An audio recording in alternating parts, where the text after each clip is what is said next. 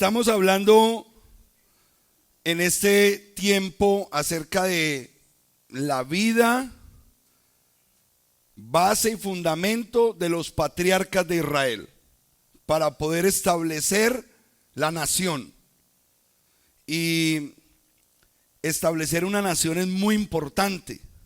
Y el que enseñó a establecer una nación fue el mismo Eterno. El Eterno dejó en su palabra unos formatos importantes de cómo se hace una gran nación, cómo se forma un gran pueblo. Y lo más tremendo, anoche en el Shabbat de mi casa se hizo la pregunta más importante, creo yo, que nosotros deberíamos entender.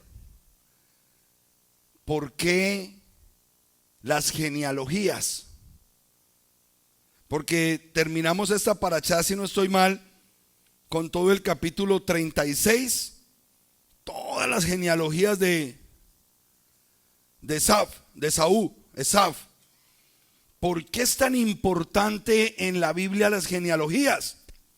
No es que sea importante en la Biblia, es importante para formar una nación. ¿Por qué? Porque de todas maneras un pueblo se va a multiplicar. Un pueblo se va a multiplicar. Entonces yo ahorita que veía a todos esos jóvenes acá, nosotros somos un ministerio que ya está bajo la bendición. Porque tenemos en esta casa abuelos, padres y nietos. 3 generaciones guardando Torah. Ya aquí tenemos el lujo de tener familias que sus 3 y hasta 4 generaciones ya guardan la Torah y son respetuosos, temerosos del Dios de Israel. Esa familia ya tiene todo para algún día ser una nación. Escúcheme bien, esa familia que ya tiene padres, hijos y nietos caminando en esto, tienen la base y el fundamento para algún día, pasados los siglos, convertirse en una gran nación. Pero ¿cómo se hace eso? Respetando la genealogía y cuidando la tribu. Entonces preguntábamos anoche, Rafael Suazo, ¿cómo se llama tu bisabuelo? ¿Y cómo se llama el papá de tu bisabuelo? Hasta ahí le llegó el patín. Y agradezca que dijo José. Porque si yo empiezo a preguntar aquí por el nombre de tu bisabuelo o de tu tatarabuelo, todos están en blanco. ¿Y quién es el culpable de eso? Las clases dirigentes de las naciones que les interesa tener al pueblo en ignorancia. Pero los gobernantes y las familias de los gobernantes, esos sí conocen sus genealogías, para cuidar y proteger la herencia, la riqueza, el poder y el dominio sobre todos los ignorantes. Nos hicieron un pueblo de ignorantes, y lo primero que les interesa a las grandes élites es que tú no tengas raíces, porque de esa manera dentro de 20, 30, 40, ellos no les importa cuándo se van a quedar con tu herencia. ¿Quién hizo esto de una manera perfecta? El Imperio Romano, cuando cambió en el 325 y se convirtió en un sistema religioso y lo llenó de curas que les prohibieron casarse, para que todo lo que edificaran en sus pueblos, en sus comarcas, en las ciudades, esas poderosas edificaciones llamadas templos, catedrales, iglesias, escuelas, orfanatos, todo lo que hizo la Iglesia Católica, cuando el curita muriera, se le entregaba a otra curita que mandaban de Vaticano. Un sistema de hacer dinero a través de los siglos, generación tras generación, poderoso. ¿Y quién está detrás del Vaticano? Los jesuitas. ¿Y los jesuitas son dueños de qué? De 1000 bancos en el mundo. Y a nosotros que no sabemos cómo se llama el bisabuelo, es los que nos prestan la platica. Al 20, al 19, al 24 APR.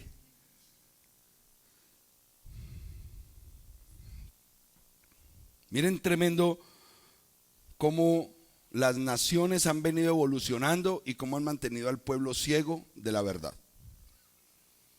Pero no nos vayamos tan lejos porque me empiezo a desviar aquí y empiezo a tener problemas en la internet. Vámonos para Génesis 25 para que empecemos a entender la problemática de esta parashá. Y envió Vayislach, y envió. ¿Quién envió? Jacob. Jacob empezó a hacer una serie de divisiones estratégicas en su campamento para enviar delante de él regalos a su hermano Esav. Hay una disputa, hay un problema, hay una pelea familiar aquí. Estamos hablando de problemas de familia. Peleas que se han casado hermanos, primos, tíos, sobrinos y que duran generaciones. Y esta peleita de aquí sí que tiene trascendencia. El conflicto entre dos hermanos. Ojo que no son primos, son dos hermanos. Y eso no se nos puede olvidar el día de hoy. Esav y Jacob son dos hermanos. Pero esos hermanos ya venían marcados para este conflicto. ¿Qué dice en Génesis 25, 23? Bereshit. Uy, no bostece, así que apenas llevo los primeros 3 minutos, me da un susto. Si en los 3 minutos y yo como grito ya estaba bostezando. Y yo que traje como 120 versículos aquí, me voy a dormir ahí. 25, 20. Me faltan las gafas. Se me olvidaron los ojitos. Dios mío. Por estar pensando en el bostezo del hermano. Me preocupó ese bostezo. Ahí es cuando a uno se le tiembla el diafragma. Porque uno dice, ¿será que sí les interesa lo que yo les voy a decir? ¿Será que mis palabras son importantes? Y uno dice, Padre, que la palabra que yo voy a dar hoy, Padre, sea muy duro tener que escuchar eso. 25, 23, amada familia, a ver.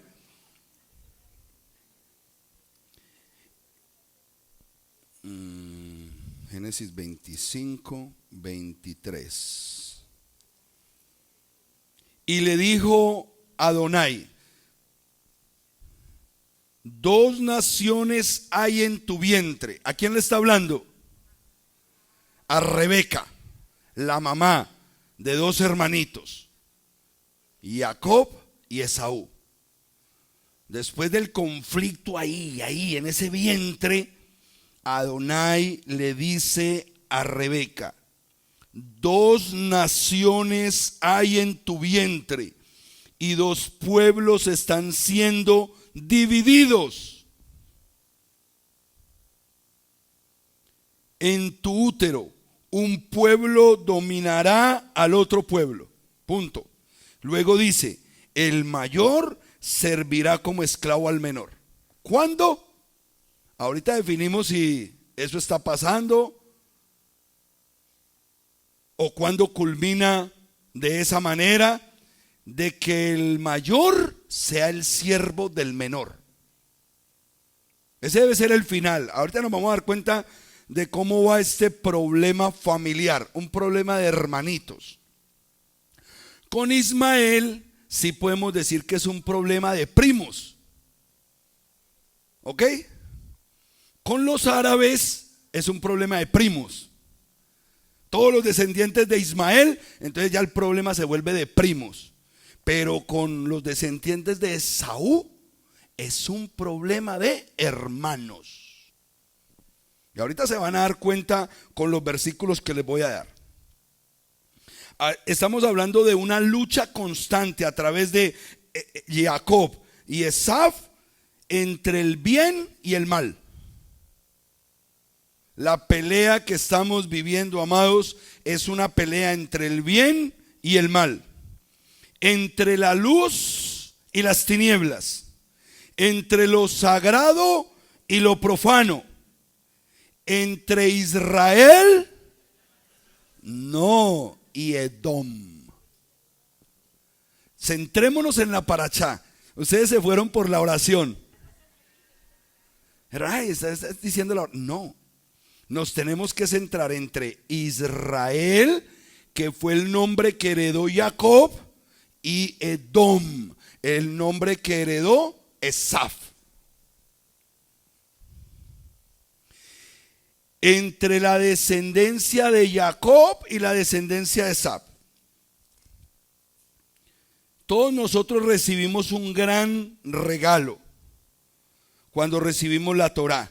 Se nos entregó la base y el fundamento para entender los patrones bíblicos y razonar con una mente profética todos los eventos que están aquí. La idea nuestra es poder entender lo que pasó, lo que estamos viviendo y para dónde va este problema. Esa es estar preparados para lo que viene. Nosotros esto lo recibimos por la misma escritura. Desde el principio, este libro nos anunció el final. La forma en que los hombres presentemos el final se llama escatología. La forma en que lo presentemos está mucho bajo los conceptos especulativos. Decir cuándo va a venir el Mesías,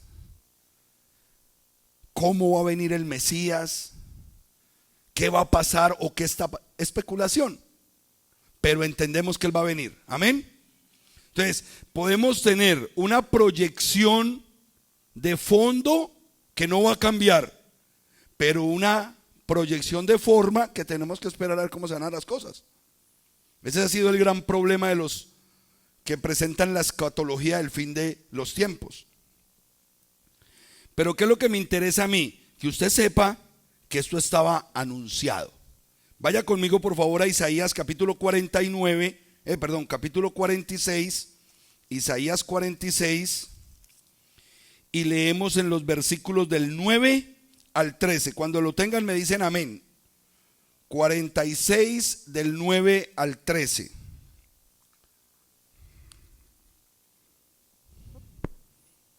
Vayan diciendo para eso. Aquí algunos hermanos, yo doy las clases en internet y yo digo versículo tal, y ya cuando estoy dando el segundo, me dice el anterior por favor.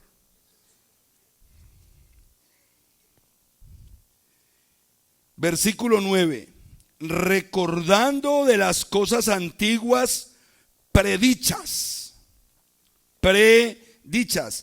yo soy Elohim, no hay Elohim aparte de mí.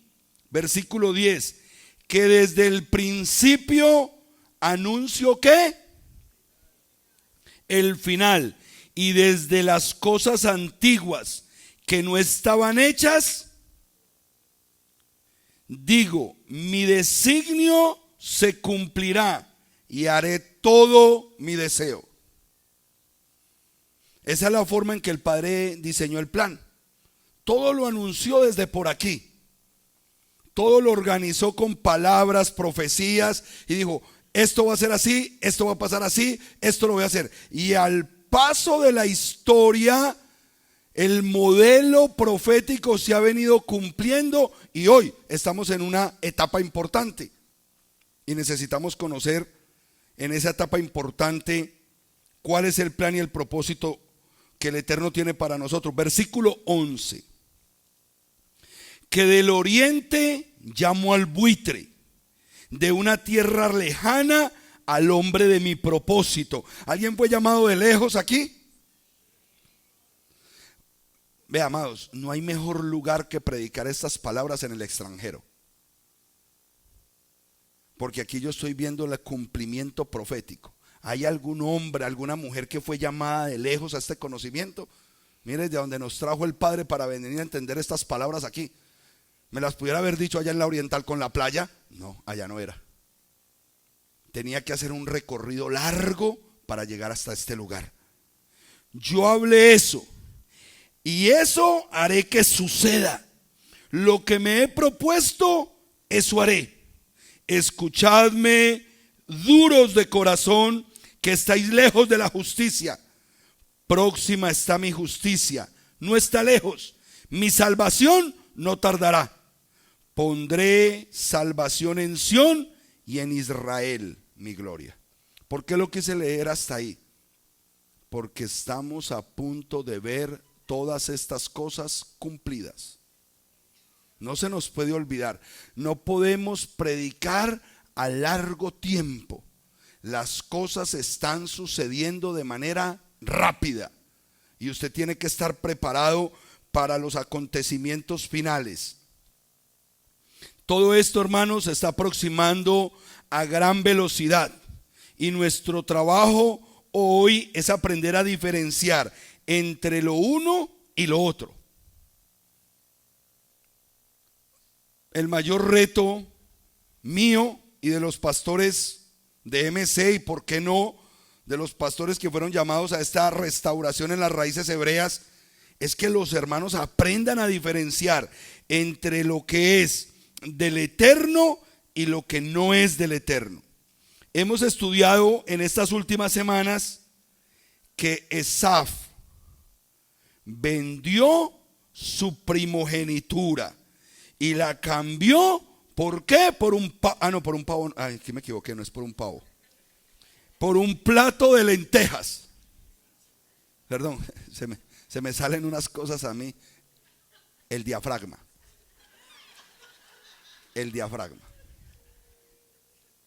Cambió la primogenitura por un plato de lentejas. Ojo, como lo voy a decir, por un guiso rojo.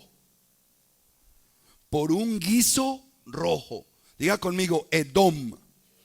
La palabra Edom es la palabra para rojo en hebreo, Edom.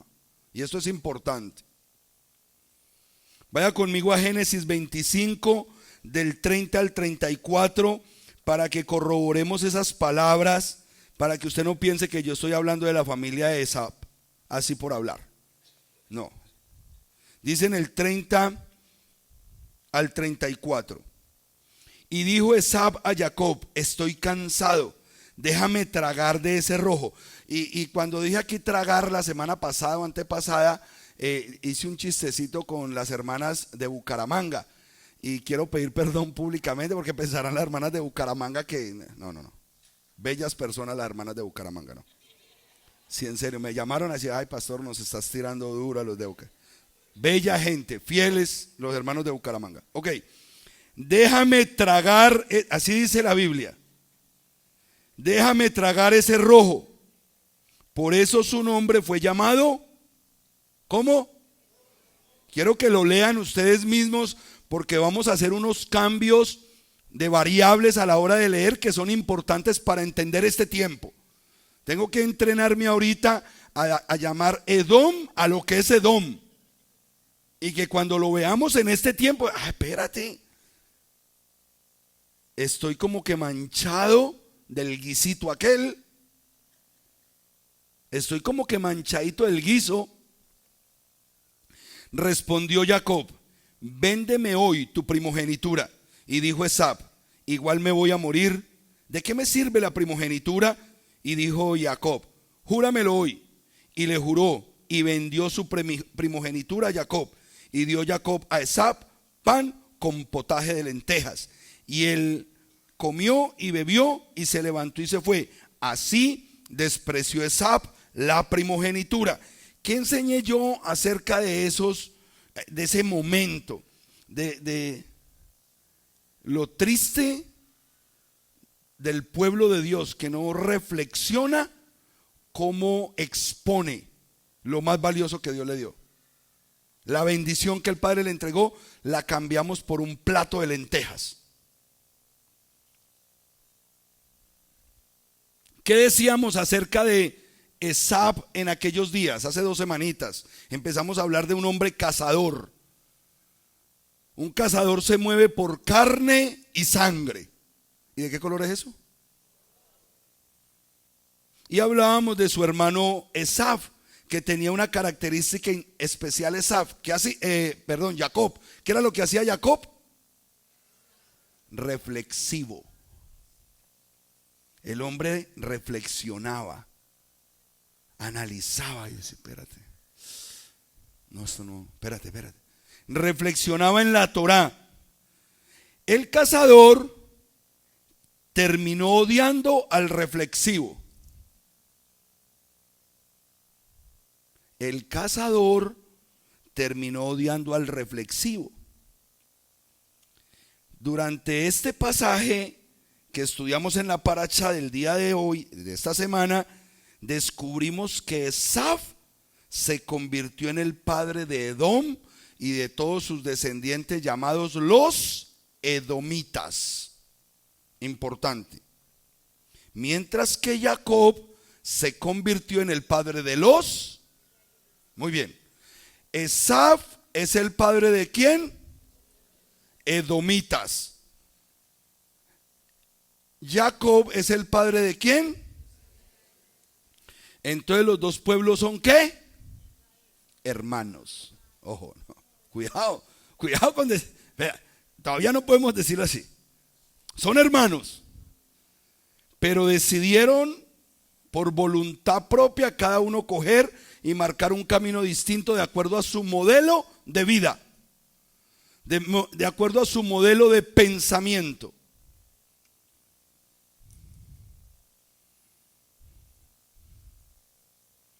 Mire qué interesante, al cazador llamado Esaf, sus acciones, la forma de vida, los eventos que lo marcan a él, en la escritura le cambiaron el nombre. Y lo más parecido que me parece compararlo es como cuando a uno le ponen un apodo. ¿Usted sabe qué es la palabra apodo? Un sobrenombre. Pero ¿por qué le ponen a una persona un apodo, un sobrenombre? Porque le ven ciertas acciones, ciertas facciones, ciertas actitudes y lo llaman así. El gordo. ¿Por qué le dicen el gordo? O puede ser un cariñito. No necesariamente es porque sea gordo. Puede ser tan especial para la persona que le dice el gordo. Machete. ¿Quién dijo? ¿Quién dijo machete? Usted dijo machete y mi mamá brincó. Usted dijo machete y mi mamá brincó. ¿Por qué brincó mi mamá? Porque inmediatamente se acordó de un vecino de nosotros que le decían machete. ¿Sí o no, mamá? Cuando yo estaba en la edad de mi hijo, era mi amigo. Machete era mi amigo. ¿Por qué le decían machete? Eso es otra cosa. Buen punto ese, mamá. Machete. ¿Cómo le decían al primo? El que vivía en la curva de abajo. El que usted me dijo. No, Balinera. Ojo con esos apodos en Medellín. Balinera, no. El que la hija está en España. Martillo. Martillo. Pastor, ¿y por qué le decían martillo? Imagínese usted. Las acciones y la proyección y lo que tú emanas hace que te pongan un apodo y muchas veces por ese apodo se rige su vida. Y eso le pasó al cazador que terminó llamándose Edom, padre de los edomitas, porque todo lo rojo como que le llama la atención. Mientras que al reflexivo, sus acciones y su estilo de vida le otorgaron el derecho de recibir un nombre nuevo. Entonces hay una gran diferencia en que usted reciba un apodo o que el Padre te revele un nombre nuevo. Son dos cosas distintas, amado. Y dice la Escritura que para cada uno de sus hijos hay un nombre nuevo. Porque posiblemente el nombre que nos pusieron no es muy bueno. Y como todo el día nos lo dicen, todo el día nos están repitiendo lo que ese nombre significa. Dolores.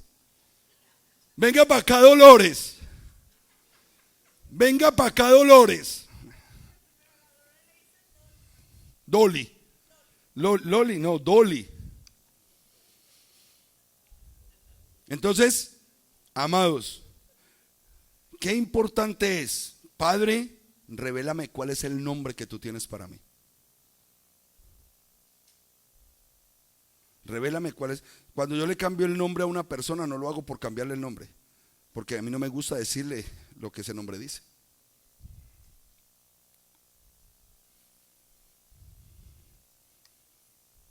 ¿Por qué el Mesías le cambiaba el nombre a sus discípulos?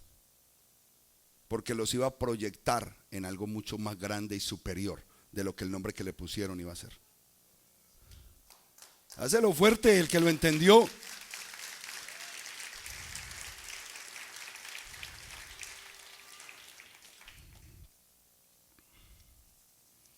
Al reflexivo, el Eterno mismo le otorgó un nombre nuevo, porque con ese nombre un destino nuevo lo alcanzaría, un destino poderoso, envuelto en grandes bendiciones que alcanzarían sus generaciones más lejanas. Diga conmigo, nosotros.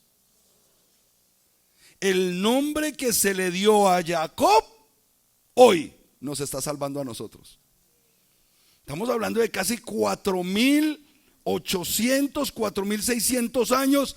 Ese nombre que se le puso a ese reflexivo de la Torá hoy nos alcanza a nosotros. ¿Y qué tiene que ver eso? Lo que hablamos ahorita, la genealogía. Ahí está conectada nuestra genealogía. El Padre sabía que a nosotros nos iban a sacar toda esa información de la mente, las culturas paganas y las naciones donde creceríamos y nos envolveríamos en los modelos culturales. Él lo sabía. Entonces nos dejó palabritas simples y sencillas para que entendiéramos.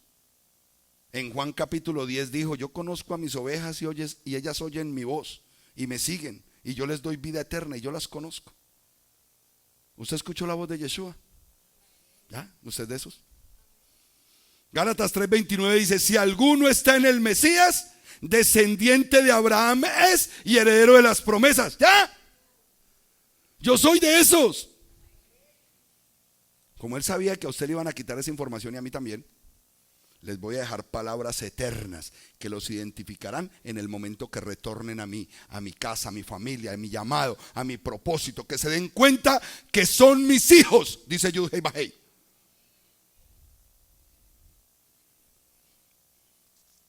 Estos dos familiares, hermanos, han luchado toda la historia, toda la vida. Edom, como nación, bíblicamente ha tomado diferentes capitales. Como es una nación, entonces en Israel siempre tuvo una capital, Jerusalén. Yo compartí hoy un pedacito de Jerusalén, pero me puse a leer todos los poderosos que se quisieron meter en Jerusalén a tomar posesión de Jerusalén. Pero Jerusalén nunca dejó de ser la capital de Israel. Que peleen por ella, pero Jerusalén está identificada. Pero en el caso de la capital de Edom, empezó a tener diferentes nombres la capital y lugares. En Josué 24:4 la llamaron Seir, a la capital de los edomitas. En Isaías 63:1 la nombran como Bosra y era la capital de los edomitas. Y la última, en segundo libro de los Reyes capítulo 14 versículo 7, Shelah. Pastor, ¿y en dónde queda eso? Lo que hoy se conoce como Petra, a donde te quieren llevar todas las excursiones. No me interesa ir. No me interesa ir. ¿Para qué me van a llevar a Petra a mí? Yo quiero andar es donde anda el pueblo de Jacob, no el pueblo de Esaf. Déjenlos allá a ellos. Yo he visto hermanos creyentes en la Torá allá al lado de los templos paganos de Petra, recostados en la máquina. ¿No entendieron el versículo que dice: no tendrás dioses ajenos delante de mí? Y tomándose en fotos al lado de los lugares más paganos que existen. Yo no entiendo. No entiendo.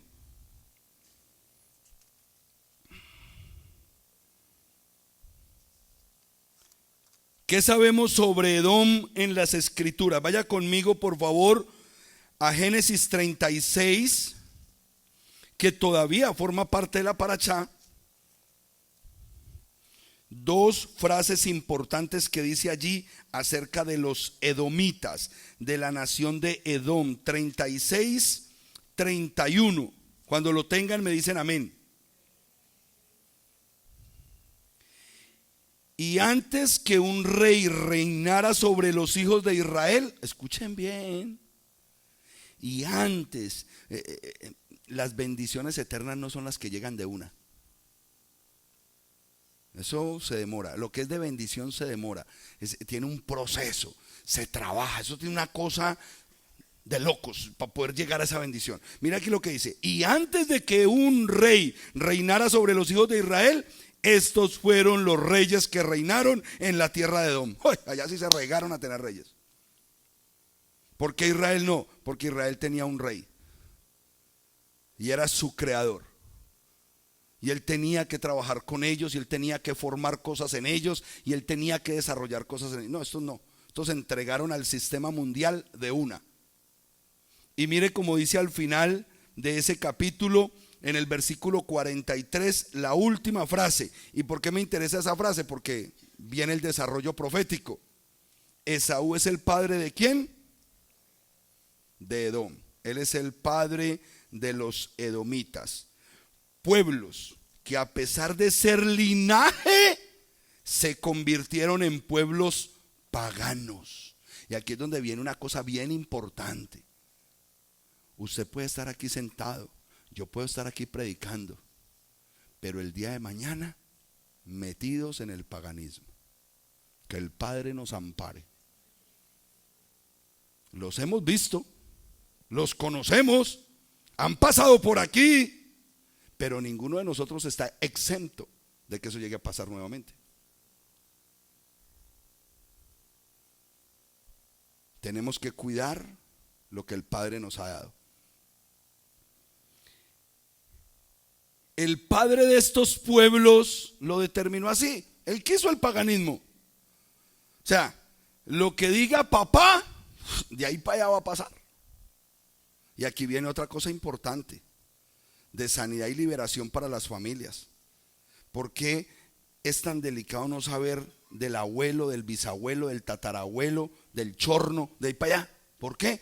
Porque no sabemos las cosas diabólicas y malvadas que hicieron, que todavía nos están contando a nosotros. Entonces, cambia aquí, dice: y fulano fue hijo de fulano, pero al lado dice: ¿qué hizo fulano? Y fulano no obedeció al Eterno, hizo lo peor, peor que su papá. Y ahí va diciéndole la vida a cada uno. Entonces, claro, las nuevas generaciones: uy, yo vengo de allá, Padre, perdóname, yo no quiero vivir así, que no me vaya a alcanzar esa maldición de mis abuelos, de mis tatarabuelos. Padre, en el nombre de Jesús. Pero como nosotros, a veces ni el nombre del papá, o no se sabe quién fue su papá. A veces. Vaya conmigo a Génesis 28, del 6 al 9. 28, del 6 al 9. Y usted se va a dar cuenta de lo delicado que es usted como cabeza declarar ciertas palabras, tener ciertos actos, ejecutar ciertas situaciones. Mire lo que pasó con Jacob y con Esaú. 28, voy a leerlo desde el 6. Génesis 28, 6. Y viendo Esab cómo Isaac bendijo a Jacob y lo envió a Padán Aram a tomarse mujer, y al bendecirlo le había ordenado: no tomarás mujer de entre las hijas de Canaán. Y como Jacob oyó a su padre y a su madre, fue encaminado a Padán Aram. Pero Esaú, ya conmigo, el cazador, entendió Esaú cuán malas eran las hijas de Canaán a ojos de su padre Isaac.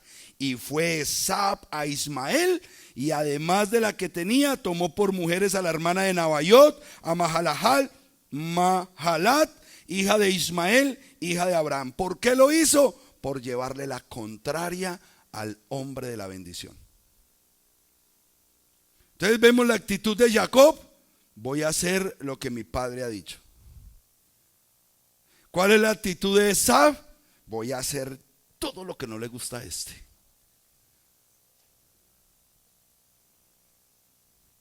Venganza, odio, irrespeto, todo eso envuelve a Esab.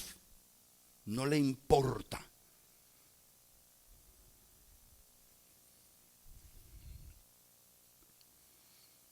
Y quiero que sepa que siempre han vivido bajo los mismos códigos de maldad. Si usted se desplaza conmigo hasta Números capítulo 20, imagine que ya salieron de la esclavitud de Egipto, y mire lo que dice en Números 20. Números Bamidbar 20, versículo 14. Cuando lo tengan me dicen amén, porque les voy a leer este pasaje aquí para que usted diga: ¿cómo? ¿Qué son los edomitas y los israelitas? Esos son. Mira lo que dice desde el 14. ¿Ya lo tienen? Envió Moshe embajadores al rey de Edom desde Cadés, diciendo: así dice tu hermano Israel. ¿Son o no son hermanos? Así dice tu hermano Israel: tú has conocido todo el sufrimiento que nos ha sobrevenido, cómo nuestros padres bajaron a Egipto, cómo estuvimos en Egipto largo tiempo, y cómo los egipcios nos maltrataron a nosotros y a nuestros padres. Pero cuando clamamos a Yud-Hei Vah-Hei, él oyó nuestra voz y envió a su ángel y nos sacó de Egipto. He aquí, ahora estamos en Cadés, ciudad al extremo de tu territorio. Permítenos pasar por tu tierra. No pasaremos por labrados ni por viñedos, ni beberemos agua de ningún pozo. Iremos por el camino real. Diga conmigo: el camino real. Antes de seguir, los tengo que ubicar históricamente. El camino real era como lo que usted conoció en la Europa septentrional, llegando a Rusia y a China, la famosa ruta de la seda. ¿Alguien conoció la ruta de la seda? Era uno de los caminos más importantes para poder mover toda la economía desde los países orientales, Rusia, Japón, China, Mongolia, y poderlos tirar hacia Europa, y de Europa retornar. Fueron uno de los lugares más peleados en la historia antigua, la ruta de la seda. Hay películas montones acerca de la ruta de la seda. Pues en ese tiempo esa era la ruta de la seda. Todo comerciante tenía que pasar por ahí. Y cuando venía Israel de la esclavitud, para poder llegar a la tierra de la promesa, tenían que pasar por el camino real, sin apartarnos ni a la derecha ni a la izquierda, hasta que hayamos pasado tu territorio. Versículo 18. Pero Edom le respondió. Mira, esto fue casi 400, por ahí, póngale usted unos 450, 500 años después de lo del plato de lentejas, del problemita de ellos dos. 500 años después de ese problemita. Y usted se va a dar cuenta que el patrón, idéntico. Versículo 18. Pero Edom le respondió: no pasarás por aquí, de otro modo saldré contra ti armado. ¿Y de qué estaba hablando la paracha de esta semana? Que Esab venía con 400 hombres armados al encuentro de su hermano Esab, sino que las circunstancias espirituales que rodeaban a Esab cambió todo. Pero el hombre iba a cobrar venganza de lo que le había hecho. Y aquí continúa el mismo grado de maldad. Versículo 19. Respondieron los hijos de Israel: tan solo marcharemos por el camino real. Y si nosotros y nuestros ganados bebemos de tus aguas, daremos el precio de ellas. Solo se trata de pasar a pie. Era la ruta comercial. ¿Qué le favorecía a él? Bueno, si van a pagar, hágale pues, mijo. Cóbrenles bien caro, que esa gente tiene plata. Hágale. Eso debieron haber hecho, no le hubiera pasado. No, ni siquiera sabiendo que iban a recibir fruto financiero por el odio, por el resentimiento. ¿Qué dijeron? Pero él dijo: no pasarás. Y Edom salió a enfrentarlo con mucho pueblo y mano fuerte. Así Edom se negó a dejar pasar a Israel por su territorio, e Israel se apartó de él. Y los hijos de Israel y toda aquella asamblea partieron de Cades y fueron hacia el monte Hor. Qué pugna, qué pelea. Pero ustedes vieron cómo se expresó Israel. No, permítenos, por favor. Nosotros no nos vamos a desviar, son humildad. Si algo pasa, nosotros lo pagamos. El de las lentejas. El de las lentejas, rojo. El rojo de la lenteja. Ojo que ese rojo todavía lo tenemos soplándonos en el cuello. Cuidado. Diga conmigo: nunca han cambiado. Ahorita vamos a identificarlos porque nos está resoplando en el cuello. Edom lo podemos tener al lado. Vaya conmigo hasta Deuteronomio 23 para que leamos algo interesante. Yo solamente quiero adornar a esta historia para que aprendamos. Yo no sé si esto va a tener ministración, pero lo que yo encontré aquí es muy bueno, muy bueno. 23:7. Mira lo que dice el Eterno: no abominarás al edomita. Mira lo que dice el Eterno: no odiarás al edomita, pues es tú.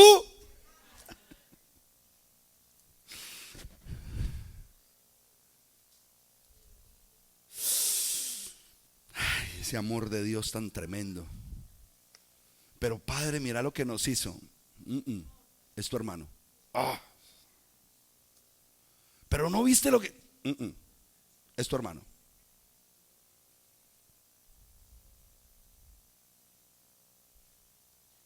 Nos dejó sin agua, mató a los de atrás. Es tu hermano.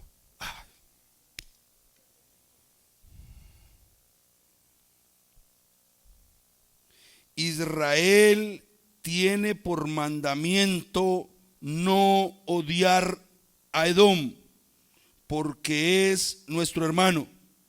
Los edomitas son nuestros hermanos. Vamos a datos históricos, que esto es importante. Ay, ese es Edom, pastor, hoy. Después de muchas guerras, pongan cuidado, esto fue parte investigativa mía, no traje toda la documentación, tengo aquí otro libro que puede ayudar, pero después de muchas guerras, el mismo Saúl y David se mantenían peleando con los edomitas. Lucharon. David llegó a someterlos en su momento. David los puso bajo servidumbre en su lugar. O sea, hermanito, espérate que yo seré el menor, pero usted me tiene que hacer caso a mí. Pero ¿a punta de qué? David era un guerrero. Lo tuvo que someter a la fuerza. Aún en más datos históricos que podemos encontrar, en las guerras de los macabeos fueron también sometidos. ¿Y por qué me pareció interesante? Porque estamos en la época donde vamos a hablar de los macabeos, de una familia guerrillera judía, los macabeos, descendientes de los asmodeos, que liberaron a Israel en su momento. Y la fiesta de Hanukkah tiene que ver con esto. Me pareció curioso leer todo esto. ¿Por qué?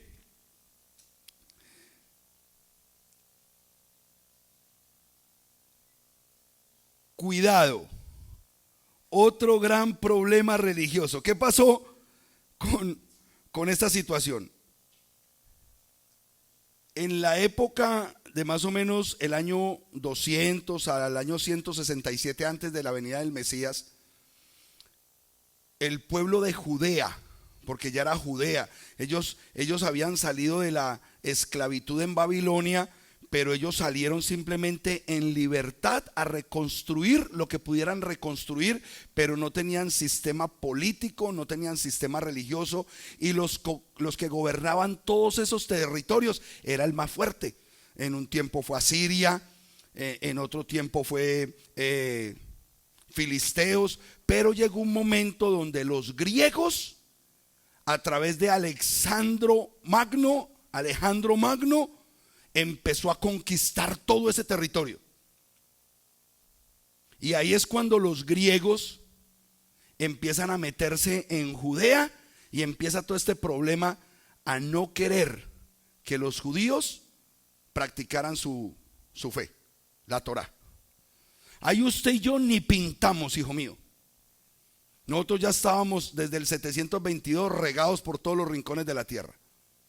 Tribus dispersas por todos lados. Estos fueron unos, dicen los libros de historia, unos 50, 60 mil judíos que retornaron de Babilonia a ver qué podían reconstruir. Entonces venían con Nehemías, que era el del billete.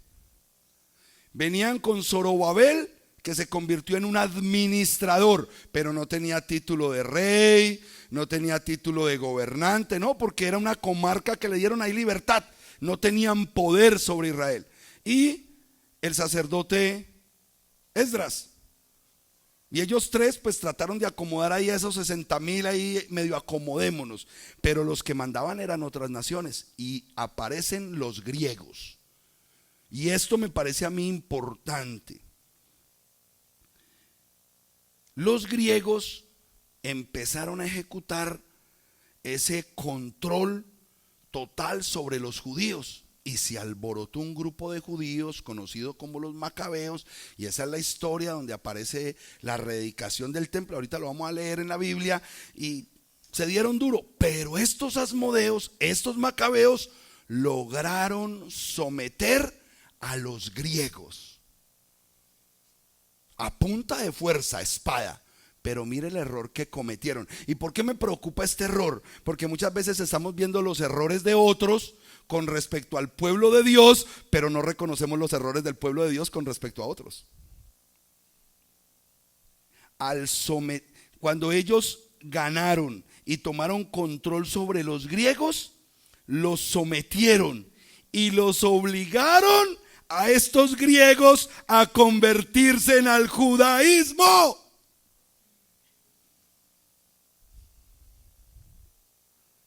¿Qué quiere decir esto? Es como yo en este tiempo prestarle plata a un santero babalao. Amigo mío, yo puedo tener un amigo santero babalao, sí. Nos conocimos antes de que yo me convirtiera y éramos amigos, él nunca me hizo nada malo. Y yo ya aquí en la fe, pues, amigo mío, bueno, prestémosle esa plata. Y el santero babalao nunca me la pagó. Y yo, por presión de que, bueno, si me vení, entonces venía a la iglesia y yo le hago la fuerza, y el otro por la pena de no poderme pagar, entonces, bueno, vámonos allá en las raíces hebreas. ¿Se convirtió correctamente o fue obligado a la conversión? ¿Será que el corazón de ese santero y ese babalao está desesperado por escuchar el shemá y el sonido del shofar? ¿Será que limpió la casa de todo su... Pues eso fue lo que pasó en ese tiempo.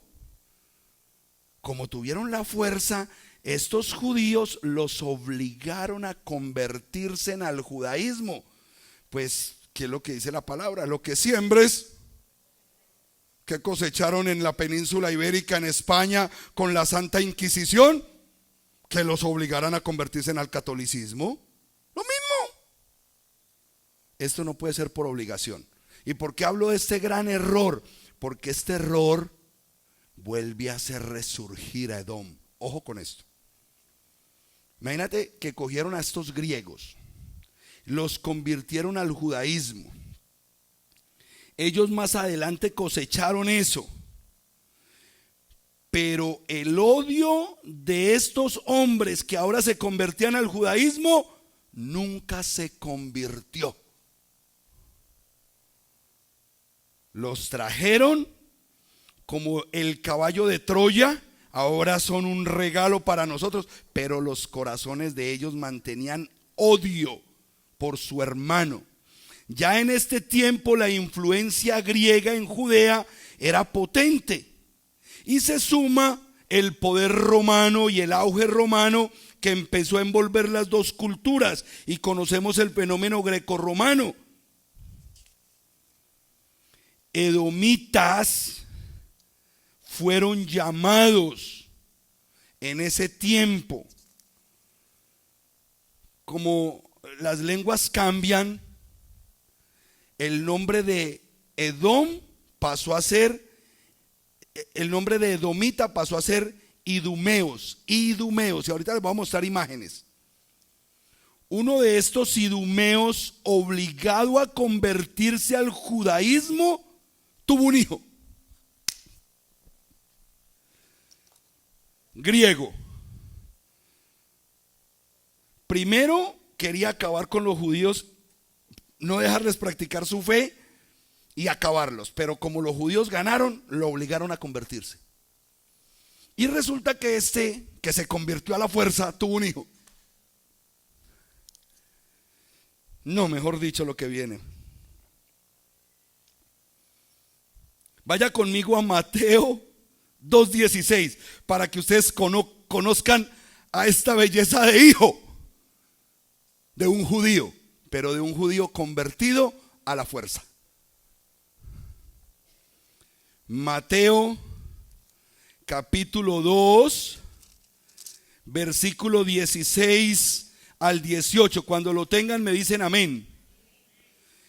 Herodes, al verse burlado por los astrónomos, se enfureció sobremanera y enviando asesinó a todos los niños menores de 2 años en Betlehem y en sus alrededores, conforme al tiempo que con precisión habían indagado de los astrónomos.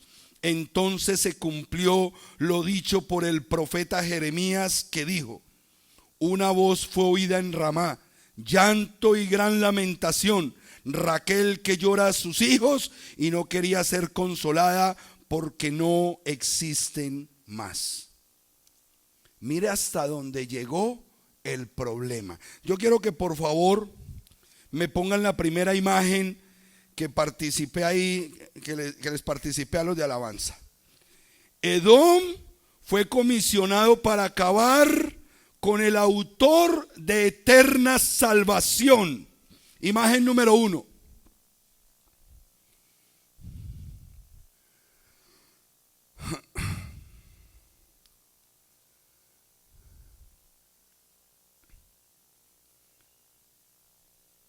Herodes el Grande.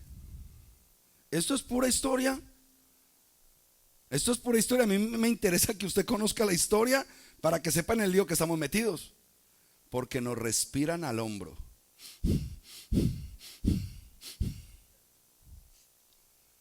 Herodes, también conocido como Herodes el Grande, Herodes I, fue rey de Judea, Galilea, Samaria e Idumea.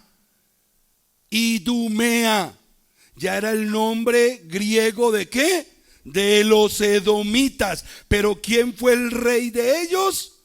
Herodes. Se supone que un rey judío. ¿Pero era legítimamente judío? No. Fue hijo de uno que fue convertido años atrás a la fuerza. Pero nunca su corazón se convirtió. ¿Y qué fue lo primero que hizo? Matar a toda una población de niños menores de 2 años. ¿Quién es capaz de matar a los niños de su propio pueblo? Diga conmigo, un edomita.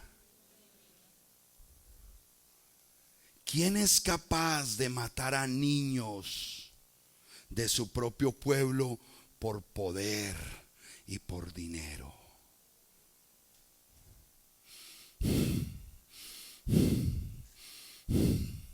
Nos respiran encima. Mucho cuidado con las leyes que están promulgando y usted haciéndole caso sabiendo que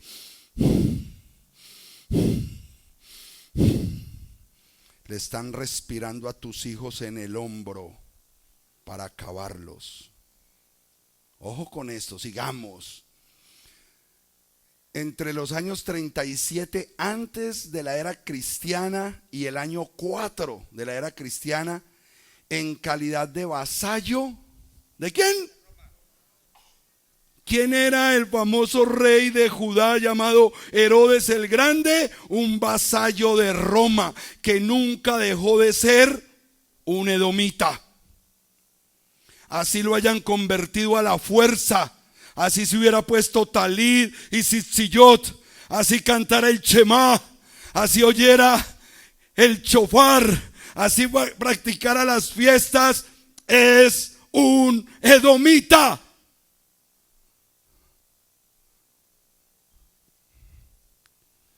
Tenemos graves problemas, hermanos. Tuvo un hijo. Vaya conmigo a Lucas 23, 7 y 12 para que conozcamos al hijo de esta belleza.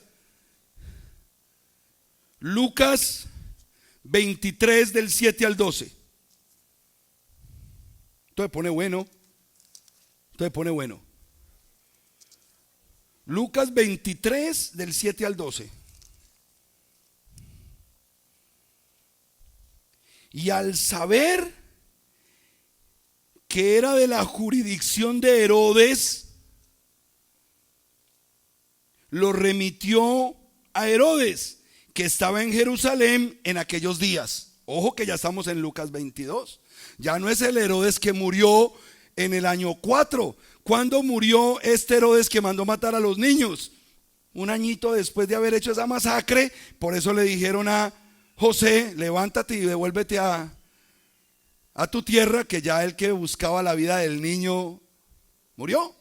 Entonces ahorita aquí en Lucas 23 estamos hablando del hijo de esta fichita. Se conoce como Herodes Antipas. Dice así: lo remitió a Herodes, que estaba en Jerusalén en aquellos días. Al ver a Yeshua, Herodes se alegró grandemente porque por haber oído acerca de él, desde hacía bastante tiempo deseaba verlo y esperaba ver algún milagro hecho por él. ¿Esperaba ver qué? ¿Qué es lo que espera la generación torcida? Señales y milagros. ¿Qué espera la generación torcida? Eso nos identifica. Nosotros no necesitamos señales y milagros. Nosotros hemos creído en la verdad y moriremos por ella. No necesito el milagro. Si tú quieres, pero yo no lo necesito. Y le preguntaba con muchas palabras, pero él nada le respondió. Mientras tanto, los principales sacerdotes, ahorita vamos a hablar de los tales principales sacerdotes de la época, y los escribas lo estaban acusando con vehemencia. Entonces Herodes, con sus soldados, después de menospreciarlo y ridiculizarlo, le puso una ropa espléndida y lo devolvió a Pilatos. Y Herodes y Pilatos, claro, básico, se hicieron amigos en aquel día, pues había una enemistad existente entre ellos. Entonces, los dos malocitos, y ay, qué rico.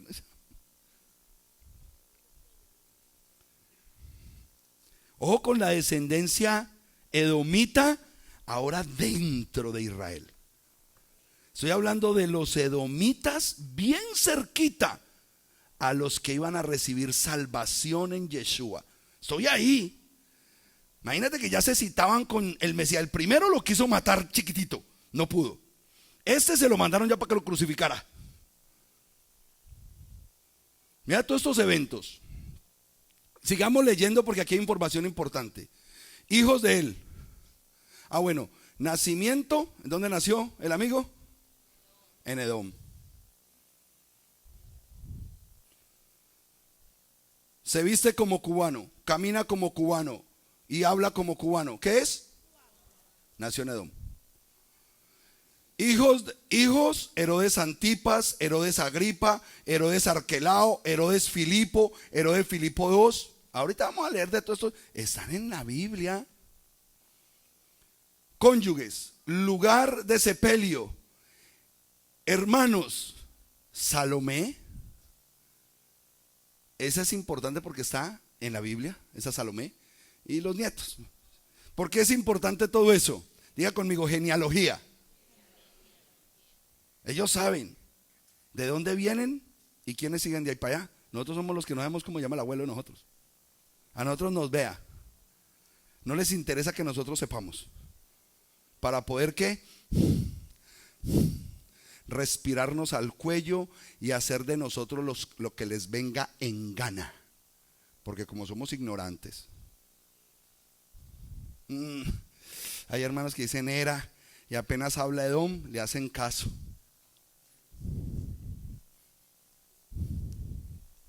Apenas habla Edom para matarlos.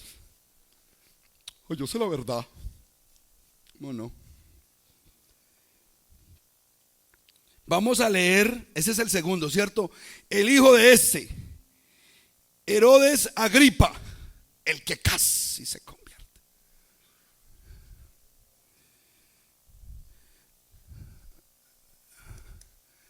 Vamos por favor a Hechos capítulo 12 para que conozcamos de este señor. Ellos todos están en la escritura, amados. Edomitas con título de ¿qué? Herodes. ¿Qué dice arriba? Rey. Reyes judíos. Pero que hoy sabemos que no eran judíos. ¿Eran qué? Edomitas. Eran edomitas. Hechos 12. Cuando lo tengan me dicen amén. Mira lo que dice en el versículo 1. Por ese entonces el rey Herodes, usted dirá, ay, pero ese Herodes sí duró. No, son las generaciones nuevas. Por ese entonces el rey Herodes echó mano a algunos de la iglesia para maltratarlos. Estoy leyendo cómo escribieron los griegos en los conceptos del Nuevo Testamento. La iglesia, pero sabemos que no es la iglesia. Es la comunidad que fue rescatada por el Mesías Yeshua, Israel, la casa de Israel. La iglesia es la casa de Israel. Y asesinó a espada a Jacob, el hermano de Johanán. Qué familia, ¿no? Eso no se le podía presentar ningún descendiente de su hermano Jacob porque había que pasarlo a espada. Eso lo tienen adentro, entienda eso, amado. Usted tiene que dejar que Dios haga la obra, pero usted tiene que identificar en este tiempo quién es Edom, porque se podrán convertir, se podrán llamar así o asá, pero la esencia de Edom es destruir a la descendencia de Jacob. Entonces yo les vengo aquí a decir, cuidado con él. El pastor tan, es que él es todo conspiranoico. Es para no explicarle todo esto a usted. Yo me ahorro tiempo. Ojo, eso no es de Dios, eso es, él es conspiranoico. Sigan así. El versículo 3 dice: viendo que esto le agradaba a los judíos. Mira lo que hacía este rey judío. Mataba a los de su propio pueblo, no importa que creyeran en otra fe. Claro, estamos hablando proféticamente. Creían en el Mesías de Israel. Entonces lo mandó matar. Pero este rey judío, viendo que esto le agradaba a los judíos, procedió a prender también a Pedro. Eran entonces días de los panes ácimos, a quien también arrestó y echó en la cárcel, y hagámosle la vida un yogur a los descendientes de la promesa. Recuerden que es el que perdió la primogenitura en contra de los descendientes de la promesa. Esto es espiritual, esto está dado.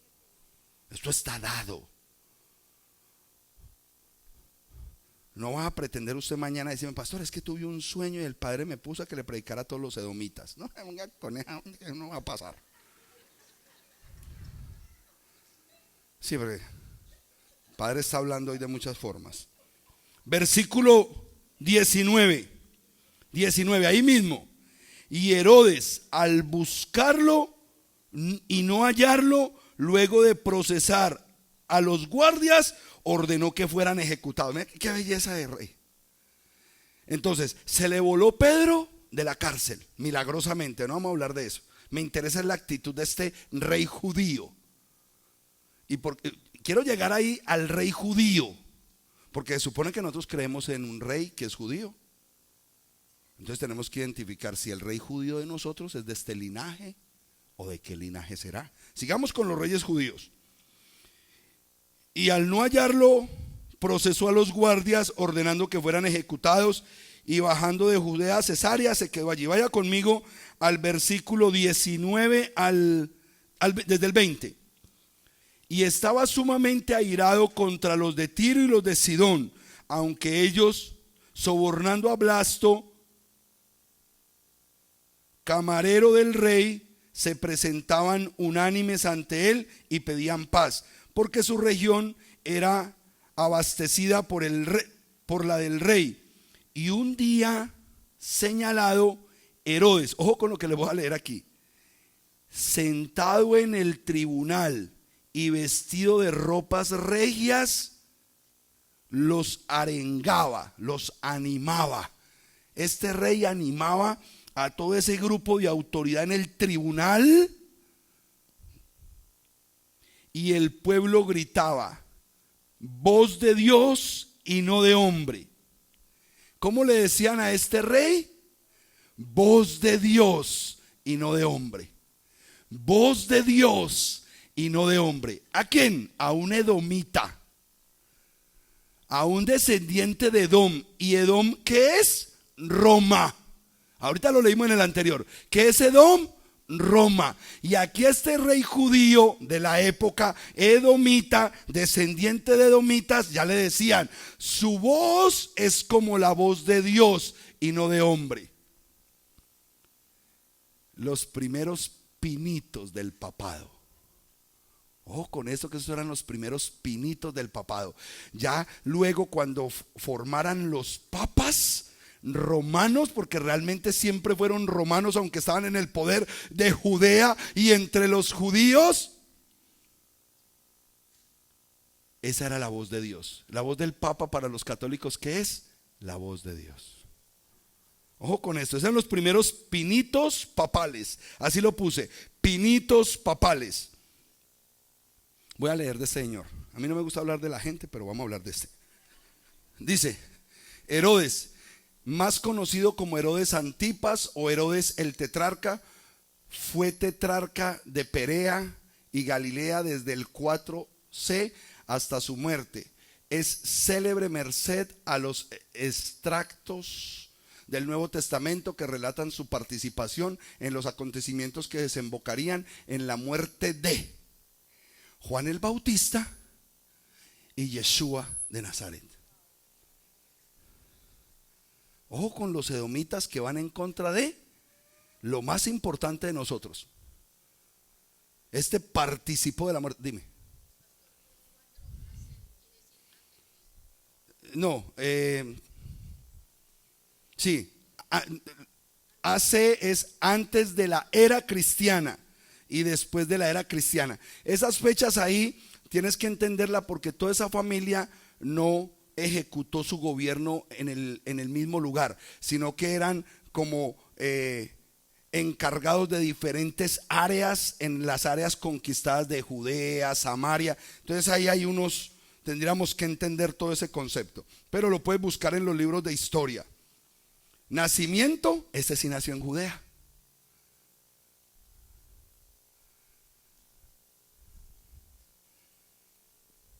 Todos estos son descendientes edomitas.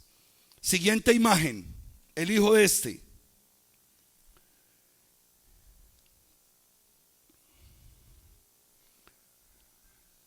Agripa, llamado el Grande, rey de los judíos.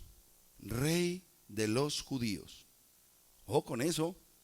Fue el nieto de Herodes el Grande y el hijo de Aristóbulo IV. Entonces, espérate un momentico, pastor. ¿Cómo así que el papá, el abuelo era Herodes el Grande y entonces de dónde salió Aristóbulo IV? Ese era el nombre romano de su papá, otro Herodes, pero le pusieron nombre romano. Pablo, ¿qué era? ¿Ciudadano qué? ¿Y ciudadano qué? Judío. En ese tiempo ellos tenían esa capacidad. Usted es ciudadano colombiano o cubano y ciudadano americano ya. Todos ciudadanos, igual. Entonces todo eso lo tenemos que entender. Y de doña Berenice, originalmente llamado Marco Julio Agripa, es el rey llamado Herodes en el libro de los Hechos de los Apóstoles en la Biblia. Nacimiento, Cesarea en Israel, Filipo, Cesarea de Filipo. Fallecimiento en el 44 después de la era cristiana. Hijos, padres, hermanos. Sigamos. Siguiente imagen. Don Filipo, aquí está. Herodes Filipo. Este lo encontramos. Leamos primero de él en Lucas 3, del 1 al 2. Primero hablemos de él. Lucas 3. Todos descendientes de Edom. O sea, si el título que yo buscaba para mostrarles a ustedes la alegoría mesiánica, pues mijo, aquí se da por pura historia la alegoría mesiánica y lo delicado que es saber que el espíritu edomita nos respira en el hombro. Eso no ha cambiado hasta que el Mesías venga. 3 del 1 al 2.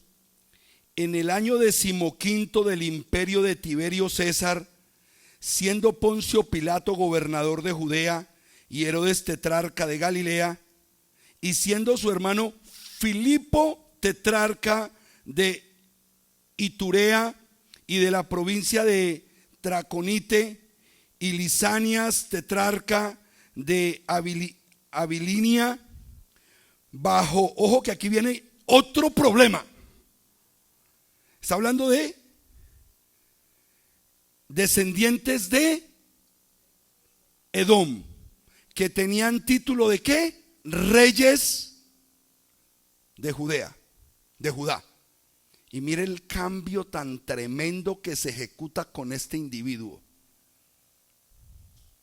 Bajo el, y Lisania tetrarca de Abilinia, bajo el sumo sacerdote de Anás y Caifás, vino palabra de Elohim a Johanán, hijo de Zacarías. Ojo que aquí este amigo empieza a formar parte de disque el linaje sacerdotal. Ojo con la combinación. Recuerda que el enemigo a quien quiere imitar, a Yeshua, quien es rey y sacerdote. Herodes Filipo I, hijo de Herodes el Grande, de esta señora, hija de la señora María Amna era hija del sumo, ahí ponen gran, pero es el sumo sacerdote Shimón ben Betus. Aquí empieza la combinación y empezaron a formar parte de un linaje sacerdotal ilegal. Primero, porque el modelo de reinado ya era ilegal. ¿Quiénes son los únicos que pueden ser reyes de Judá por promesa? Descendientes del rey David. Si no es descendiente del rey David, no puede ser rey de Judea, de los judíos, porque es una promesa del Eterno. A ti no te faltará descendiente, rey, que se siente en tu trono. Por lo tanto, aquí estamos viendo reyes ilegales y ahora sacerdotes del mismo linaje edomita tomando posición del sumo sacerdocio, lugares de sumo sacerdocio. Por eso hoy nosotros podemos dar por entendido, ojo con lo que como lo estoy diciendo, porque queda en el video. Podemos dar por entendido que cuando Yeshua vino, él reconoció quién era el sumo sacerdote. Su primo Johanán el Inmersor, Juan el Bautista, era el sumo sacerdote que debía estar en ese lugar, y por eso él se metió bajo la autoridad de él, para que lo sumergiera en las aguas y le entregara la autoridad de sumo sacerdote. Eso es importante que usted lo sepa. Todo tiene sentido en la Biblia, todo tiene propósito. Ya empezó a entrar en las líneas sacerdotales. No solamente contaminaron el modelo de reinado, ahora contaminan el modelo sacerdotal. Ojo con esto, amados. Según la historia, después del cautiverio de Babilonia, el liderazgo de Israel se perdió totalmente. Si usted analiza la escritura y va a la historia de los reyes descendientes de David, usted va a encontrar casi 18 reyes hijo de David, hijo, hasta que se los llevan para Babilonia. Cuando regresan de Babilonia no había nada, no había estirpe, había nada se podía hacer, porque si no eran los asirios los que gobernaban, entonces eran los filisteos, si no era una pelea constante, hasta que los griegos aparecen en el fenómeno. Y les cuento yo esta historia de que Roma puso a estos hombres llamados los herodianos, el linaje de Herodes. Todos sabemos que después del cautiverio de Babilonia, el liderazgo de Israel se perdió y el linaje de David para sentarse en el trono desapareció. No podían haber gobernantes de lo que no se podía gobernar. ¿Para qué van a levantar un gobernante si ellos no podían gobernar? Gobernaban eran otras naciones.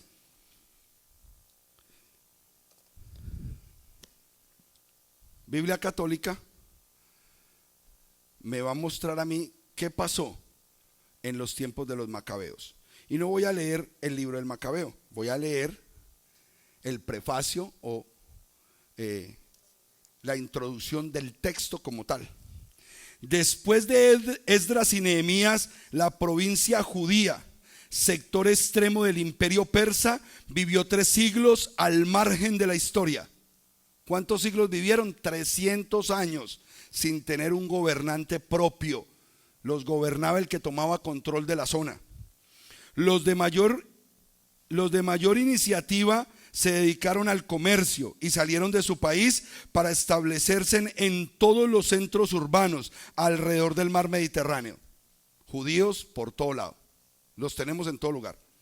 Sin embargo, un siglo después de Nehemías, en el año 333, antes de la era cristiana, Alejandro Magno empezaba a recorrer los países del Medio Oriente, derrotando a todos los ejércitos enemigos y derribando a los reyes. A pesar de que murió a la edad de 30 años, sus triunfos abrieron el paso a la cultura griega, con ansias de progreso, confianza en la posibilidad del hombre y un espíritu más abierto un espíritu más abierto que superaba los individualismos nacionales.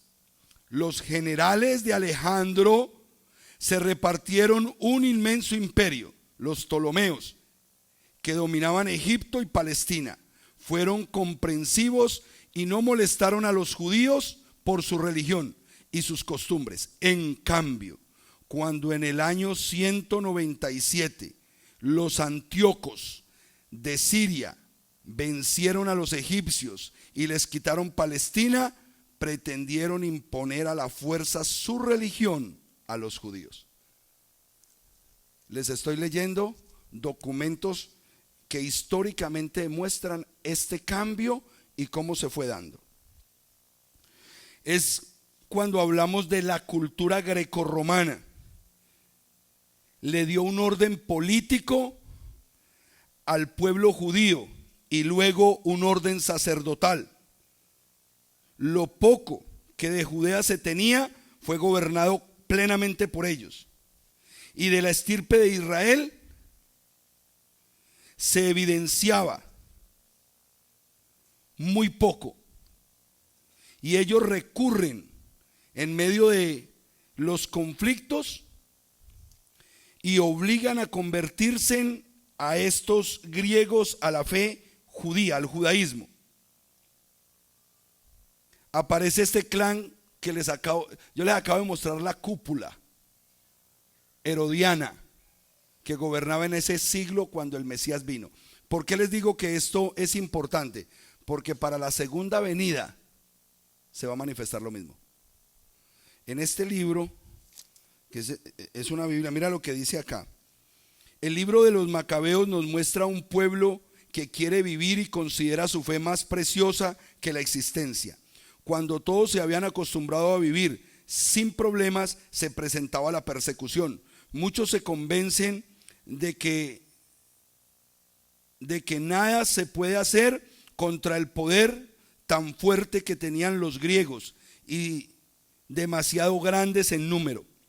Pero por el espíritu de Elohim hacen surgir nuevos héroes y gracias a ellos el pueblo recobraba el sentido de dignidad, luchando por esos derechos sin los cuales no hay hombres ni creyentes. El pueblo judío se encontró solo frente a sus opresores y sus aliados romanos le ayudaron muy poco. Contaron con sus propias fuerzas y el Eterno les ayudó. Las guerras de los Macabeos fueron un modelo de la guerra santa en que no faltaron el heroísmo y la constancia, ni menos aún la ayuda de Elohim, pero también demostraron que la guerra santa no resolvía todo. Arrastrados por los problemas militares y de ahí por los juegos políticos, los descendientes de los Macabeos se materializaron muy pronto hasta llegar a ser gobernantes sin fe y sin moralidad. Tenía que venir el Mesías, amado. Los mismos del pueblo que habían subyugado a los griegos y los habían tomado para ellos como judíos, y hasta ellos mismos cuando vieron el juego político, la recompensa política, los mismos macabeos se entregaron a esto. Diga conmigo, cualquier parecido con la actualidad, pura coincidencia. Está pasando igual, exactamente igual, y nos están respirando en el hombro y usted está dormidito. Y el que les está informando, despierten, es un conspiranoico. No le pare bolas a lo que está diciendo el pastor.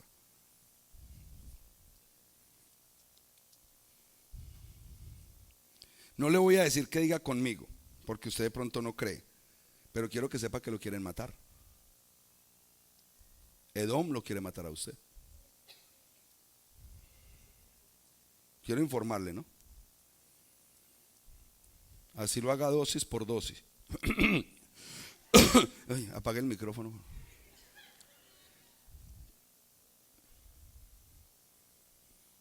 Y aparece el clan, pero en medio de todo esto necesitábamos ver la restauración. Vaya conmigo por favor a Isaías capítulo 11, porque no todo es malo, ¿no? Yo les doy la parte mala para que usted se ponga pilas en este tiempo y no vaya a creer que Edom se murió, Edom ya no existe, eso es historia. No. La pelea de hermanitos continúa y el espíritu de aniquilación, de odio y de venganza contra Jacob continúa, y resulta que nosotros somos ¿quién? Jacob. Nosotros somos Jacob. Edom no está respirando al hombro. ¿Cuál es nuestra bendición, amados? Nosotros miramos solamente para la casa de Judá porque han tenido a bien un conocimiento, una literatura, una capacidad de enseñarnos cosas de la Torá que necesitamos, pero no mire mucho para allá. El plan no es por ahí. Pero del tronco de Isaí saldrá un retoño, un vástago retoñará de sus raíces, y el espíritu de Yud-Hei Vah-Hei reposará sobre él. Espíritu de sabiduría y de inteligencia, espíritu de consejo y de fortaleza, espíritu de conocimiento y temor a Yud-Hei Vah-Hei. ¿De quién está hablando? Vaya al versículo 10, por favor, ahí mismo. Está hablando de Yeshua, el único y verdadero Rey de los judíos, quien es el Rey de todo Israel. Versículo 10. Aquel día vendrá la raíz de Isaí, el que se levanta a regir a las naciones, y en él esperarán los gentiles. ¿Cuáles gentiles, amado Rafa? Los Melo Hagoín, los justos de las naciones, todos aquellos que fueron dispersos y que ahora están siendo alcanzados por el mensaje de la buena noticia, la salvación que el evangelio de Yeshua trae. Y en él esperan los gentiles. En aquel día Yud-Hei Vah-Hei volverá a recobrar con su mano por segunda vez al resto de su pueblo, cuando haya quedado en vuelvo a leer. Por segunda vez al resto de su pueblo. Por segunda vez volverá a recoger a su pueblo. Ojo. El que haya quedado en Asur y en Egipto, en Patros, en Etiopía y en Persia, en Caldea, en Hamat y en las islas del mar. Y alzará pendón ante las naciones para juntar a los desterrados de Israel, y congregará a los esparcidos de Judá, de los cuatro extremos de la tierra. Entonces será quitada la envidia ¿de quién? De Efraín. Y se acabará el rencor de Judá. Efraín no tendrá envidia de Judá, ni Judá afligirá más a Efraín. Este Mesías que tú y yo conocemos es el de Isaías capítulo 53, que habla del mismo concepto de el niño que vendría del tronco, que nacería ese niño. Amados hermanos, Edom está entre nosotros. Mire para su lado. No sabe. Mira para su lado, mira. Eso, pero me gusta que ganó. No, pastor, no. Todavía no. Pero quiero que sepa que vivimos en un mundo donde Edom está queriendo acabar con la descendencia. Escuche bien.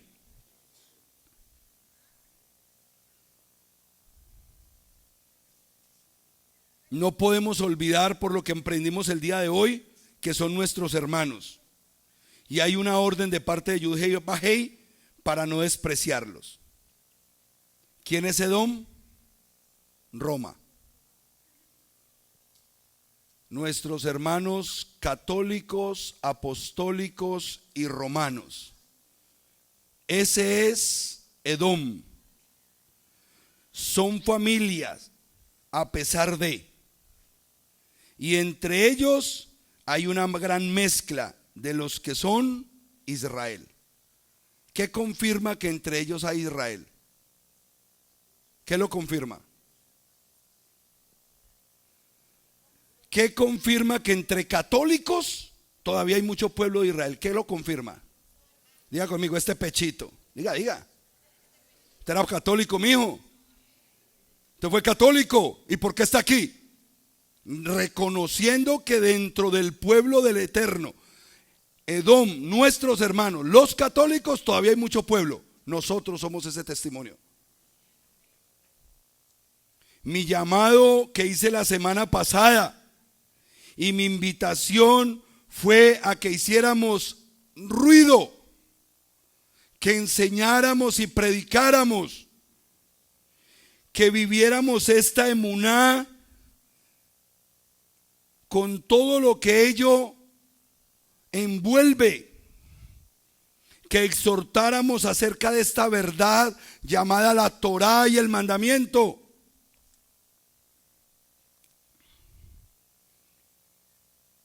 La parashá de la semana pasada termina unas palabritas antes del inicio de esta con la palabra Mahanaim, dos campamentos, el campamento de Jacob y el campamento de Edom. Debemos estar absolutamente claros a qué campamento pertenecemos y cómo debemos llamar a los que todavía forman parte de Edom y que deben conocer esta verdad. Nosotros somos Israel y sabemos que somos descendencia de Jacob. La pregunta es, ¿cómo vamos a vivir? ¿Como edomitas o como israelitas? Yo creo que mandé una quinta imagen. ¿Esta es la quinta o hay otra? Miren que yo creo que hay otra quinta imagen. Aquí dice así: ¿cómo vamos a vivir? ¿Como edomitas o como israelitas? A ver, ¿cómo vamos a vivir? Este ejemplo lo tomé de una charla que tuvo anoche el hermano Julio Varillas conmigo y me dejó impresionado, tan fácil que solucionaste esto. El Día de las Velitas se celebró anteayer, especialmente para los colombianos. Hay algunos países latinos que 7 y 8 prenden velitas en la casa, ¿cierto? En todo lado, ¿cierto? El Día de las Velitas, ok. El Día de las Velitas o la Noche de las Velitas es una festividad tradicional en la que se conmemora la vida y el dogma de la Virgen de la Inmaculada Concepción. ¿De la Virgen de qué? O sea que tiene que ver con la concepción. Ojo, porque eso está escrito en páginas edomitas.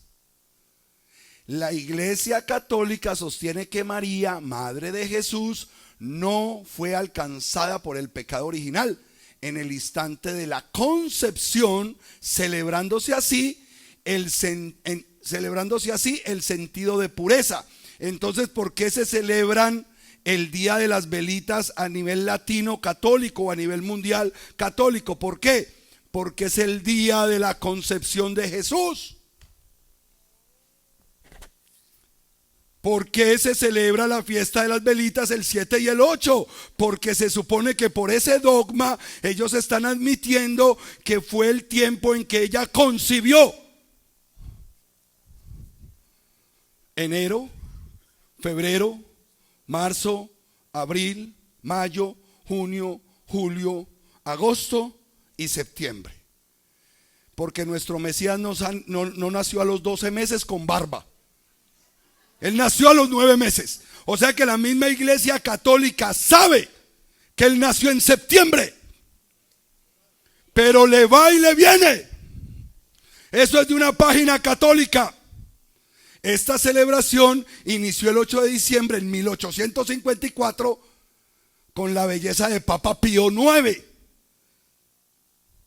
Publicó la carta apostólica donde se encuentra el dogma mencionado.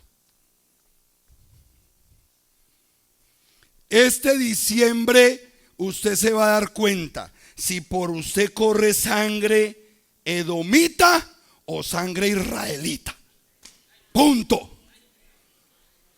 Escúcheme, en todos los que están en internet, en este diciembre usted va a saber si por usted corre sangre edomita o sangre israelita. Punto. Dáselo fuerte.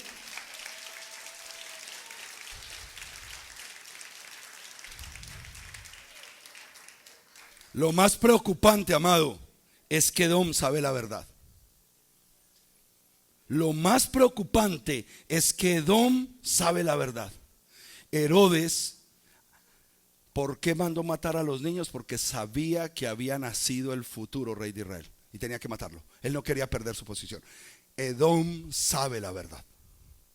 Eso no cambia. Y todo esto que va a suceder, está sucediendo y va a seguir sucediendo, es bajo los conceptos de que conocen la verdad y ellos fueron marcados para ejecutarla de esa manera. Y si Israel se duerme,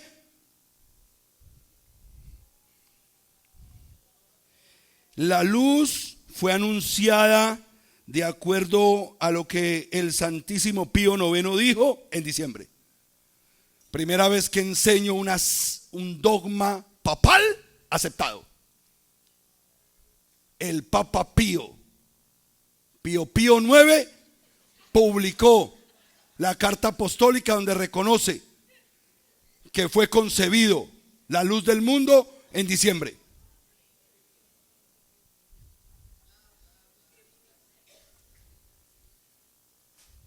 ¿Qué vas a hacer?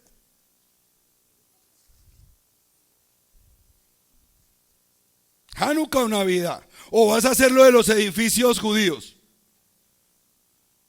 ¿O lo vas a hacer lo del Chase, el banco? En este lado ponen la Hanukkah y en este el árbol de Navidad. ¿Qué vas a hacer? Un día voy donde el pastor y otro día voy donde mi familia. Porque eso demuestra la sangre edomita. Así de sencillo. Fácil.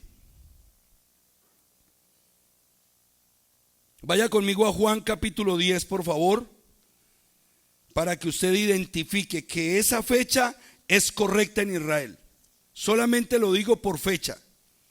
La palabra Hanukkah es dedicación. Y en el versículo 22 de Juan dice: llegó entonces la fiesta de la dedicación. Diga conmigo, Hanukkah. En Jerusalén era ¿qué? Invierno. Y Yeshua se paseaba en el templo del pórtico de Salomón. ¿Qué era en ese momento? Invierno. Diciembre. En esta parte arriba de la zona de la línea del Ecuador, estamos en diciembre, en invierno.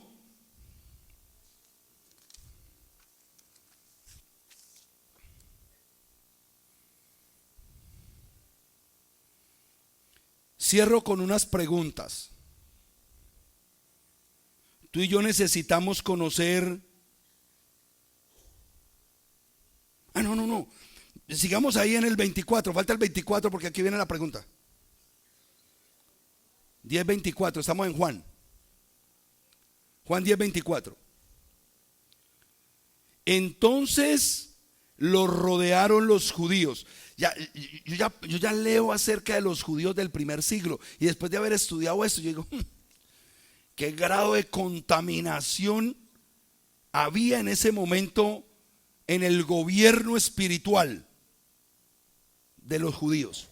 Por eso tenía que venir el Mesías. Era el mejor momento para que el Mesías viniera. ¿Y cómo está hoy todo el mundo? Igual. Este es el mejor momento. Este es un tiempo inminente para la venida del Mesías. Entonces lo rodearon los judíos y le decían: ¿hasta cuándo nos vas a tener en suspenso nuestra alma? Dinos claramente si tú eres el Mesías. Yo les hago una pregunta a ustedes, o hagámosla a nosotros, tú y yo. ¿Necesitamos conocer esa respuesta? No. Nosotros ya la aceptamos. Él es el Mesías. ¿Edom necesita esa respuesta? No. Lo conocen, pero les va y les viene. No me digan que voy a tener que empezar otra vez la prédica. Ellos lo saben. Por eso mandaron a matar a los niños. Se va a levantar el rey, hay que matarlo. Esa es la característica de Edom.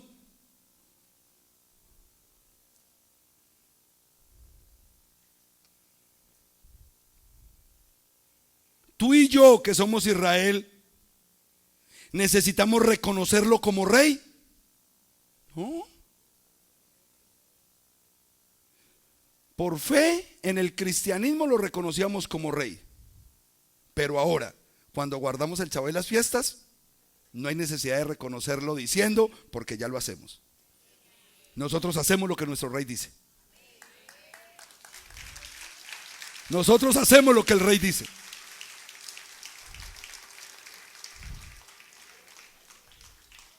Él es tu rey. Tú haces lo que tu rey dice. Si haces otra cosa, tienes otro rey. Fácil. Simple. Sencillo.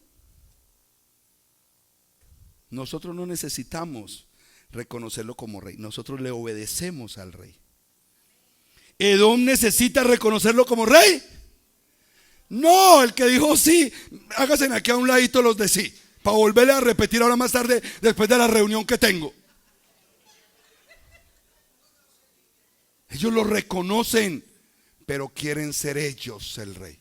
Recuerda que él era el primogénito y merecía, según él, la primogenitura. No me importa quién eres tú, ni que te hayan dado a ti la primogenitura, yo la quiero para mí. Eso fue el problema de los dos hermanos. Esaú sabía quién tenía la promesa y la primogenitura. Claro, si él se la dio, era su hermano, pero él se ofendió y en venganza quería recuperar. No, soy yo. Usted la vendió, mi hijo. Usted la entregó por un plato de lentejas. Usted la entregó por un marrano de diciembre. Usted la entregó por un pavo en el roscodés pasado.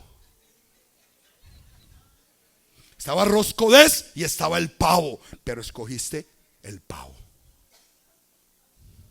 Este año tú decides por qué la vas a cambiar. Tú decides. Edom es Roma y las hijas de Roma. Edom es Roma y las hijas de Roma. Apocalipsis capítulo 17. La gran ramera y luego las hijas de la gran ramera. ¿Cuáles son las hijas? Pues las que salieron de la gran ramera. Mi llamado en este día y a través de este paralelo profético es un llamado a la necesidad que tenemos de obedecer al único rey que tenemos. Ya no es una fe bla bla bla. Ya es una fe donde nosotros actuamos guardando los mandamientos de Dios. Los momentos que son del eterno, son del eterno. No se lo podemos brindar a otros. Las promesas de Abraham fueron dadas. ¿Por qué estas promesas siguen tan fieles y firmes en su cumplimiento si se le dieron a Abraham hace 4600 años aproximadamente? Porque este era un hombre que promulgaba, hablaba, enseñaba acerca del Elohim, creador de todas las cosas, Yud, Hei, Vahei. Él dio a conocer su nombre. ¿Qué fue lo que envolvió a Abraham en la bendición? Darlo a conocer. Lo único que tú tienes que hacer es darlo a conocer. La semana pasada les dije, vamos a hacer bulla. Vamos a dar a conocer al Dios y Rey, Salvador, al cual nosotros servimos.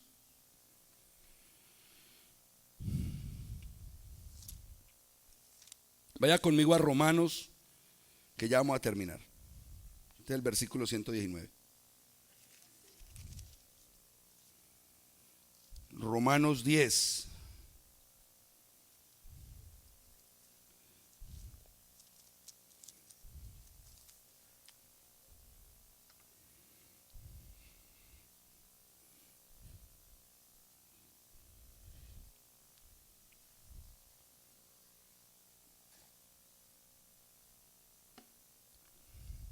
Versículos del 14 en adelante.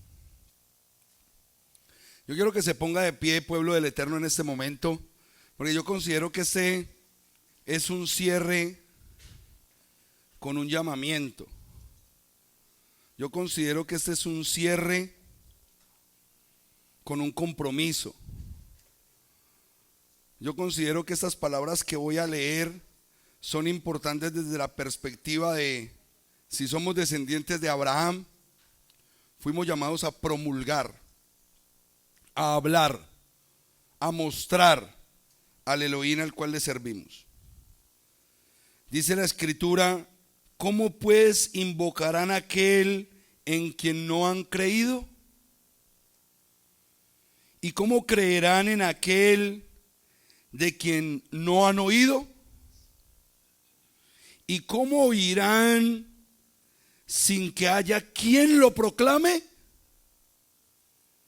¿Y cómo proclamarán si no hay quien los envíe? Como está escrito: cuán hermosos son los pies de los que anuncian las buenas nuevas. Pero no todos obedecieron al evangelio, pues Isaías dice: Señor, ¿quién creyó en nuestra noticia? Así que la emuná viene por el oír, y el oír a través de las palabras del Mashiach. Pero digo, ¿acaso no oyeron? ¿Acaso no oyeron? Ciertamente sí. Y es que no oyeron, sí, pero no les importa. Punto. Edom oye, no le importa. Israel oye, sí, Señor.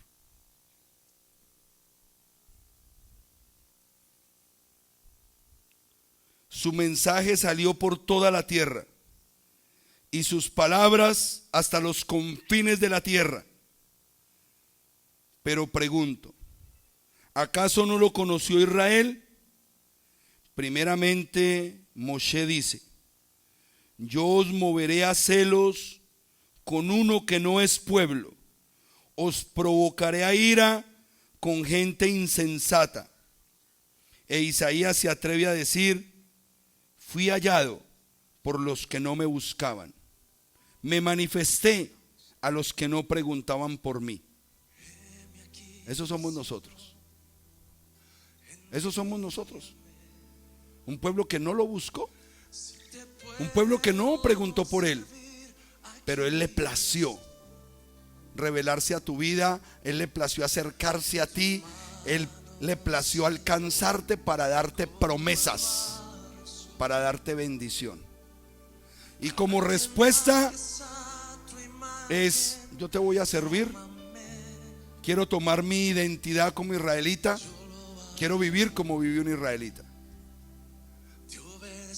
Yo le doy la espalda a Edom y a todo lo que Edom representa para vivir para tu gloria. Ese es el propósito de nosotros. Ese fue el mensaje del evangelio. Ese fue el mensaje que nos alcanzó a nosotros en nuestro momento, aún en la iglesia cristiana evangélica. Ese fue el mensaje. Alguien nos predicó un Salvador. Alguien nos predicó acerca de la vida eterna. Y al Padre hoy le ha placido entregarte más información. Le ha placido darte mayor cobertura en su propósito, porque quiere hacer algo muy grande contigo. ¿Qué estás haciendo? Te estás preparando, porque mira todo lo que dice acá. ¿Cómo creerán si no han oído? ¿Y cómo van a oír si no hay quien lo diga? ¿Y cómo lo van a decir si no hay quien les enseñe? ¿Y cómo les van a enseñar si no hay quien los prepare? Ustedes se están preparando para algo. Ustedes están haciendo todo ese recorrido de conocimiento para algo. Cierre sus ojos, que quiero orar por los que tienen llamado ministerial. Quiero orar por todos los hermanos que anhelan hacer ruido allá afuera y predicar las verdades de aquel que nos llamó de las tinieblas a la luz. Que no pasemos por esta tierra sin que nadie sepa de nuestro Rey, de nuestro Creador, porque nos da pena hablar, porque nos da pena predicar, porque nos da pena exponer que fuimos separados para un propósito superior.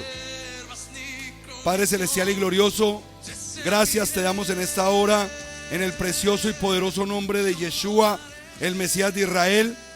Pongo a este pueblo delante de tu presencia, Rey, tus hijos, para que sean activados en ellos, Padre, los dones, el llamamiento, el propósito, el compromiso, Padre, de servirte como pueblo, identidad como pueblo. No somos un pueblo perfecto, pero somos un pueblo que quiere agradarte. Somos un pueblo que en nuestra condición y bajo lo que tú nos has entregado, queremos glorificar tu nombre, Rey, dando por gracia lo que por gracia hemos recibido. Gracias por tu bendición, gracias por tu cuidado, gracias por tu infinito amor, Rey. Que nosotros podamos devolverte una ínfima parte de toda la bondad que tú has derramado sobre nosotros. Te lo pedimos en el nombre precioso de Yeshua, Rey. Bendícenos con tu espíritu, para que cuando nosotros abramos nuestra boca, sea tu espíritu hablando a través de nosotros. Te lo pedimos en esta hora, en el precioso y poderoso nombre de Yeshua, el Mashiach de Israel. Amén y amén. Aleluya.